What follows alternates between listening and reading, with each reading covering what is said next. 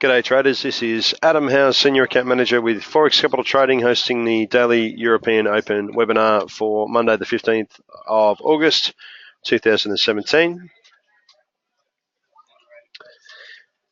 Just a short general advice warning before we begin. Forex trading involves trading risk capital. The following education session is not to be treated as personal advice. Forex CT provides general advice only that does not take into account your personal needs or circumstances. Just a short looking ahead to the risk events that are coming up for the rest of the week, today and the rest of the week. Got the Euro-German gross domestic product, that's got the itemised German GDP, not the whole Euro GDP figure. So might move the market a little bit, particularly on the DAX, but on the Euro probably not as much. Coming up to 6:30 tonight, we've got the GBP Consumer Price Index year on year for July and the Core Consumer Price Index for year on year July also at 2.7% and 2.5%. Also got advanced retail sales for the US dollar coming up at 22.30. Heading ahead, we've got the Eurozone, the Italian gross domestic product first, and then the Eurozone gross domestic product annualised, okay, for the second quarter at 7 o'clock on Wednesday, Australian Eastern. Very important announcement coming up for the USD on the FOMC, the Federal Open Market Committee meeting minutes, followed closely by employment change, and also the CAG Consumer Price Index and the USD University of Michigan Business Confidence as well on Saturday. So the market has recovered on the USD front pretty much over the last 24 hours. On the backbone of some uncertainty around the North Korea and US situation, obviously.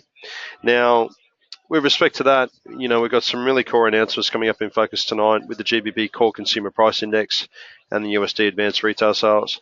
So the data coming out of the US has been pretty off the market late. It hasn't been sort of anything to write home about.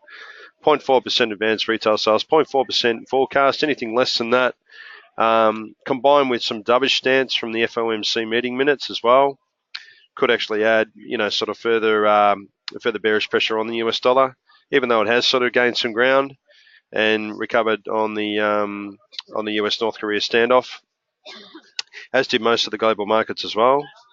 But those telling factors there, if we get sort of dovish comments from the Fed, could, yet again see the resumption of a downtrend on the US dollar in general. So heading ahead to the charts here, we had a look at, a broad recovery of the US here. Obviously the US against the yen, ultimately hitting a bottom in the market at around about 108.90 or bordering on 109, currently trading at 110.37. Really strong sort of emergence of a big daily candle there. The market will be awaiting that data tonight, obviously, as well. The Aussies, sort of followed suit, very range bound at the moment, sort of hovered in within a tight range, which, sort of by habit it does, in between sort of 78 and 79.10. Waiting on that employment data coming out on the backbone of last month's strong employment figures of 60k jobs created. So anything more than the 20k forecast could, obviously see the Aussie spike upwards in a big fashion. Looking ahead on the Great British Pound as well, we had that rates being kept on hold at 0.25%, historical lows. A lot of analysts are saying anything worse than forecasted CPI figures tonight. Bearing in mind we've got that announcement happening at 6:30 tonight. Anything worse than 2.7 and 2.5% could again place further bearish pressure on the pound and see it sort of reach some fresh lows. An ultimate low on the market recently was at 128.20. So we'll be waiting for that data to come out. And obviously if it does sort of create, less inflation than expected, then we'd probably see some bearish pressure on the pound against the US as a result. Same with the euro at the moment. Got a top in the euro happening convincingly at 1.19225. Currently, that strong US dollar is placing some pressure on the euro. Seeing a lot of buyback of US dollars. Hasn't really sort of signified a change in trend at the moment, but we are seeing sort of that bearish pressure persisting on the US compared to the USD JPY, which is obviously in a bullish rise at the moment. That's obviously had implications for gold. If we go across here, we've got crude oil, got the gold here. And there's one we're missing here. We'll just put in the GBP JPY there. Yep. Now, whilst the GBP has been decreasing in strength against the US dollar, it's actually been gaining some ground against the yen, which has been sold off quite substantially since geopolitical concerns have appeared to fade between the US and North Korea. So we're getting some stability happening there. Likewise with gold as well. Obviously, the rise in the US has seen that corresponding fall in gold, which we see all the time.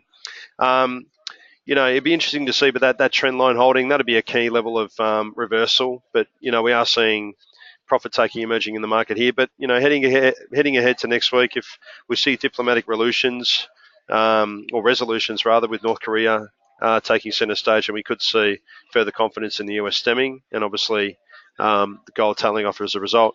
But remember, that's got to be in conjunction with obviously the advanced retail sales being positive, as well as maybe more hawkish comments from the Fed on interest rate increases this year, because currently they're more dovish about the rate increase around about 40% in September, which is not sort of good for a bullish US dollar. It's more bearish. Still got that tight range persisting on the S&P ASX 200 at the moment. Earnings reports aren't sort of out at the moment, but we're seeing that tight range persisting. If you are trading it, it might be a case of looking for tops or bottoms of this range of around about 5,650 through to 5,800. And finding a top in the market might present a good opportunity to sell at the top or sort of buy at the bottom under those circumstances.